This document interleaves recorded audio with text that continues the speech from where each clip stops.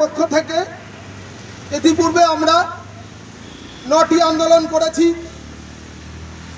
সেই 9টি আন্দোলনে আপনারা দেখেছিলেন আমাদের গণজোয়ার, কিন্তু পরবর্তীতে দেখা যায় 9, 10 এবং 11, 12-এ যে রেজাল্ট পাবলিশড হয় সেখানে ফ্রেশাররা বঞ্চিত হয়। 70টা পরীক্ষা দিয়েছি আমরা, 75 কাট অফ। জেনারেল ক্যান্ডিডেটদের তো কোনো সুবিধাই নেই, এমনকি এসসি এসটিদের যে কাট অফ গেছে 73, 72। ইতিপূর্বে যে আমরা আন্দোলন করেছিলাম এবং পরবর্তীতে আমরা পুলিশের পারমিশন নিতে যাই, কিন্তু উপর মহল থেকে তাদের আদেশ দিয়েছিল যে আন্দোলন করতে দেওয়া যাবে না। সেই কারণে আমরা গিয়েছিলাম হাইকোর্টে। আমাদের উকিলবাবু বিক্রম ব্যানার্জি এবং সুদীপ্ত দাশগুপ্ত বাবু, তারা গতকাল কেসটি লড়েছিলেন যে কেন আন্দোলন করতে পারবে না, স্বৈরতন্ত্র চলবে না, একনায়কতন্ত্র চলবে না, গণতান্ত্রিক দেশে বসবাস করি আমরা আমাদের স্বাধীন মতামত উপস্থাপন করতেই পারি। তো আমরা আজকে ধর্ণামঞ্চের যে আবেদন করেছিলাম হাইকোর্টে সেটা মঞ্জুর হয়েছে। একজন ফ্রেশার প্রার্থী, খুবই ভালো মানুষ, আমার দাদা জাহাঙ্গীর শেখ, উনি কিছু বলবেন। আগামীকাল ঠিক 1টার সময় চলে আসবেন, 4টে পর্যন্ত আমাদের এই কর্মসূচি আয়োজন করা হয়েছে। যাই হোক, আমাদের জাহাঙ্গীরটা কিছু বলবেন, শুনুন।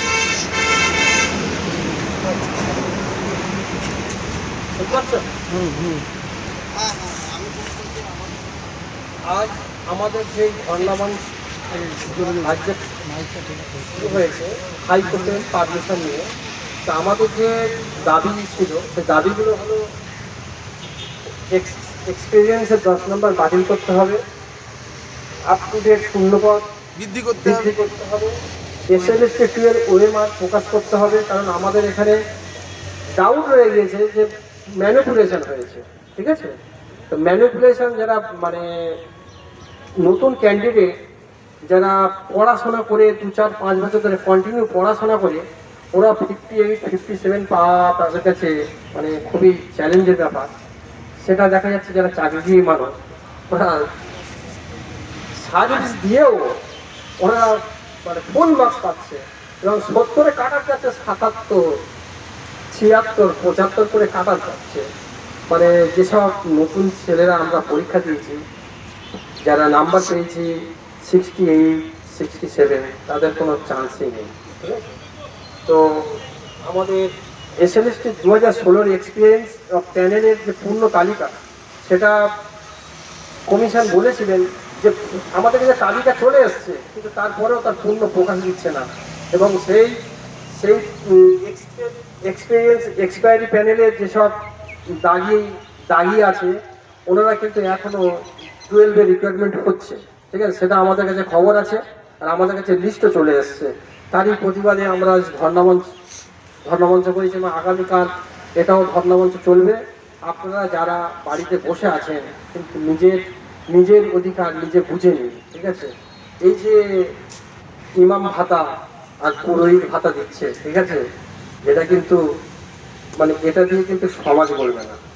সমাজ যেখানে গড়বে সেটা হলো এখানে স্কুল টিচার নিয়োগ করতে হবে। আর টিচার নিয়োগের নামে এখন নতুন কোনো টিচার নিচ্ছে না। যারা এর আগে যারা চাকরি করতো এবং 2016-র আগেও যারা চাকরি করতে তাদেরকে নিমন্ত্রণ পত্র পাঠিয়ে তাদেরকে এই পরীক্ষায় বসতে বাধ্য করা হয়েছে যে তোমরা পরীক্ষায় বসো, তোমাদের বাড়ির কাছাকাছি চাকরি দেওয়া হবে, ঠিক আছে? তো এটা তো নতুনরা চাকরি পাবে না। যারা হয়তো ডাক পেয়েছে ওরা কিন্তু বর্ডার এরিয়ায় আছে, যে কোনো সময় ওদেরকে বর্ডার থেকে ফেলে পার করে দেওয়া হবে। ওরা চাকরি পাবে না, ওদেরকে বর্ডার থেকে ফেলে পার করা হবে। আরেকটা কথা হলো যে নিয়োগ যেটা করা হয়েছে আমাদের মানে স্বচ্ছতা নেই এর ভিতরে। মানে এমন কিছু কথা লিখে রেখেছে তার মানে সেটাকে বোঝার জন্য হাই করে সুপ্রিম কোর্টে যেতে হবে, ঠিক আছে? কি কি কি মার্কস আছে জানো ওটা?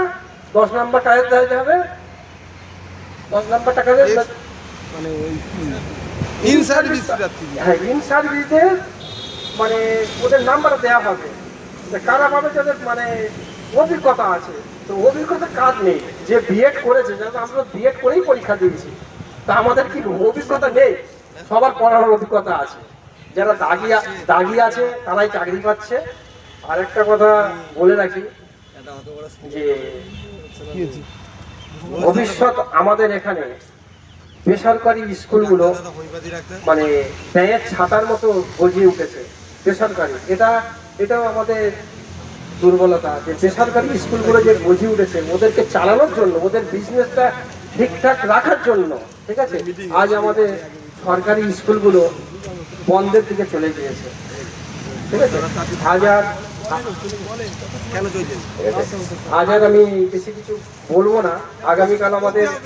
আগামীকাল আমাদের কর্মসূচি আছে, ঠিক আছে, আগামীকাল বলা হবে। হ্যাঁ, এই বলে আমি আমার আজকের সংক্ষিপ্ত বক্তব্য শেষ করলাম। আবার আগামীকাল শেষ করে দেন।